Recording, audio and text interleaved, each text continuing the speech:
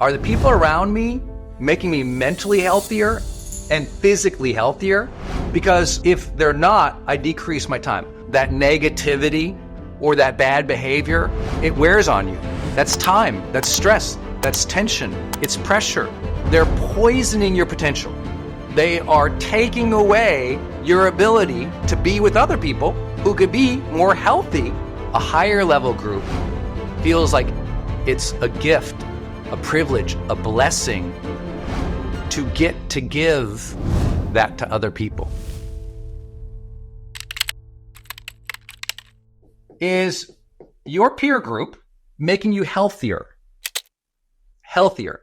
I think of health is a big picture wellness. I think of it like, are the people around me making me mentally healthier and physically healthier? I'm always wondering that. Are they making me mentally and physically healthier? I always think about that. If someone's making you less healthy mentally or physically, decrease your time. Why? Because guess what? That negativity or that bad behavior, it wears on you. That's time, that's stress, that's tension, it's pressure. And that weighs you down in all your other relationships. I really believe that it can take just a few people who are negative impact, few people who might be toxic in that way in which they make you think negatively, make you complain more, make you be worse in your behaviors, make you treat people worse. Those people, they're poisoning your potential. They are taking away your ability to be with other people who could be more healthy and help you longer term, right? There's only so much time. So that's why I say, listen, we can't always choose everybody in our life. They might be there, but we can certainly choose our exposure, our time spent. And of course, there's people we have to give grace to. We got to give grace. It's like they're going through a tough season. We got to be for them. We got to support them. They might not be in a healthy place, and we got to be that person who's a friend, caregiver, coworker who champions them and sees them through this difficult time. There's a lot of people in my industry, they get canceled or something awful happens, and their followers all leave, or they get judged, or someone just starts hating on them, and many times, I got to be there for them, and it's uncomfortable, it's difficult, but I'm like, it's just a tough season. So you choose to be with them and see them through that. You don't just bail on everybody. But I'm talking about a consistent thing we're talking about here. Over a period of time, if they're not right for the aspiration you have for your life and your peer group, limit exposure or make them a maintenance friend. Like talk to them, send them a card once a year, but limit exposure. Is your peer group making you more worldly? The way I think about this is like, they make me more informed about other people, other topics. They're knowledgeable about things I'm not knowledgeable about. They have diversity of opinion that I don't understand or know. They're cultured. They're smart. They have a different perspective. Is your peer group opening you up to the world in some way outside of your little bubble? Diversity and understanding of different cultures, ideas, philosophies.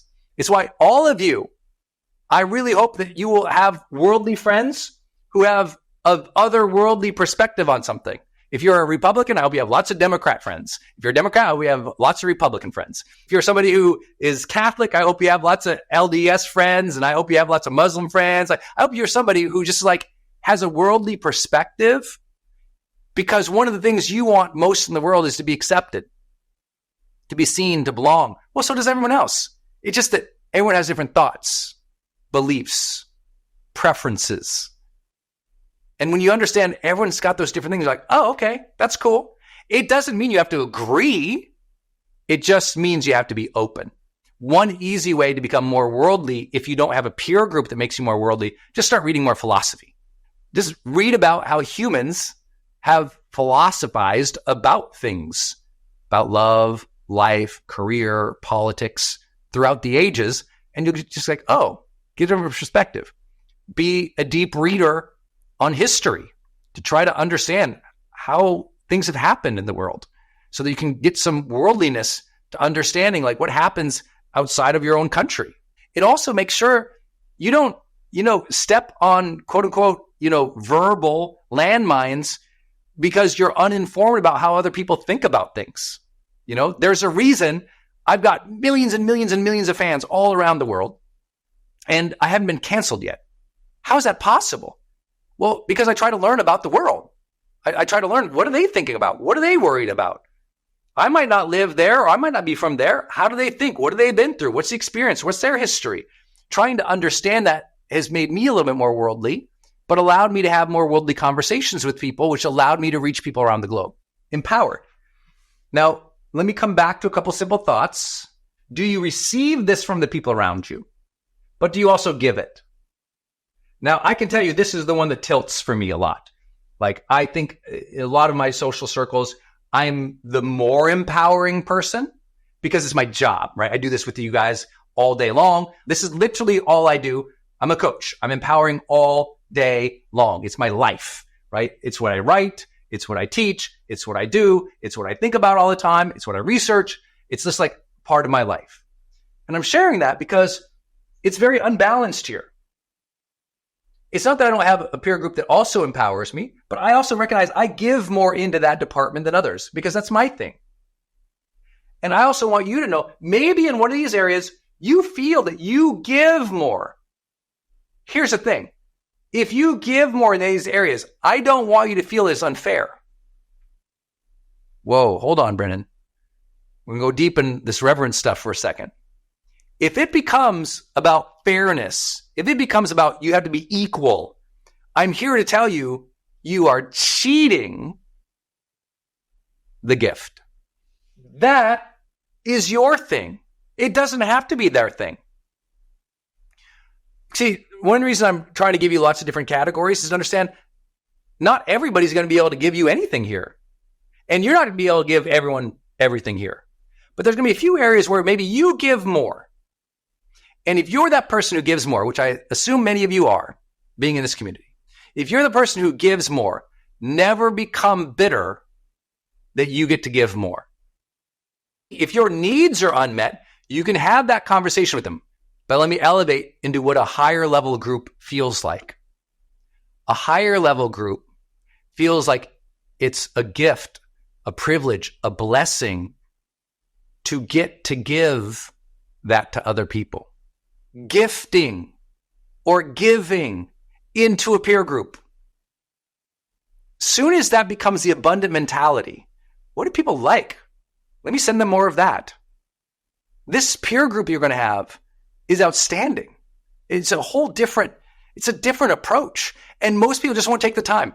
It's not that we don't all have the intention. And I'm sure everything I'm saying, you're like, that's a great idea. The question is, will you will yourself to take the time to do it? I hope I'm approaching this from a different angle than you thought of today. I hope it's hitting you in a different way. For me, it's important for me. I want the people around me to help me feel more faithful. More faithful. Now, I actually mean this in two different ways. Some of you will automatically assume like the faithful part of my spirituality.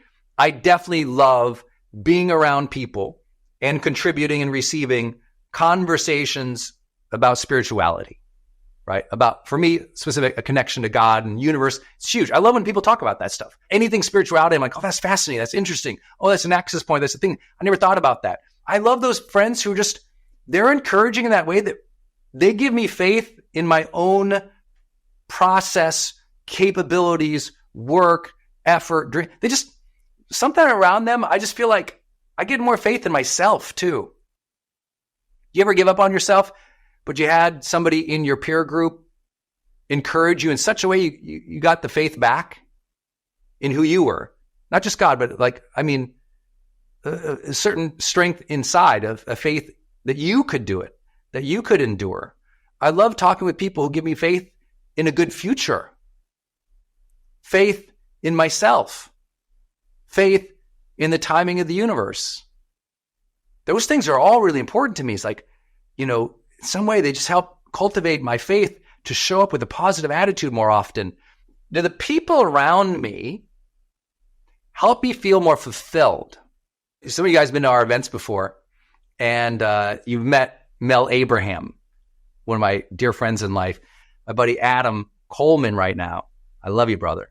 And we've had the blessing of doing over 100 multi-day shows together. These two guys, when I do an event, there's something about them in my life that when we do an event, there's just little moments we'll have at the event where we know we're doing something really hard. Events are really hard. But we'll see that, we'll encourage it, we'll celebrate it. And, we all believe in each other. I know they're going to do a great job. They know I'm going to do a great job. Those people, they're very rare. You're going to have a couple of them in your whole life who make you take it in. I was with a friend on tour one time. I did a global tour way back in like 2012. I was on this motivational tour around the world.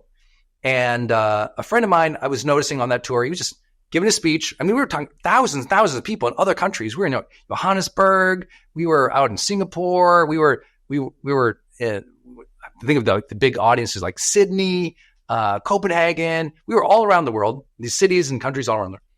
And I could see it was just kind of the jet lag was hitting him. And it was like, talked to 3,000 people, came off stage. It was just kind of like, and I was like, bro.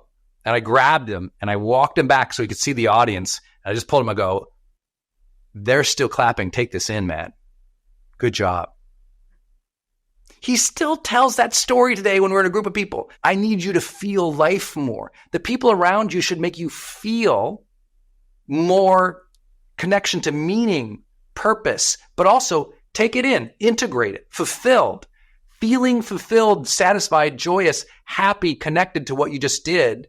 Even if it's just a fist bump from someone going, damn, it means something. You need people like that. It's different. But also be that person. Help people feel fulfilled. The higher you go up in high performers, the less they tend to hear that from someone because everyone just assumes it's there.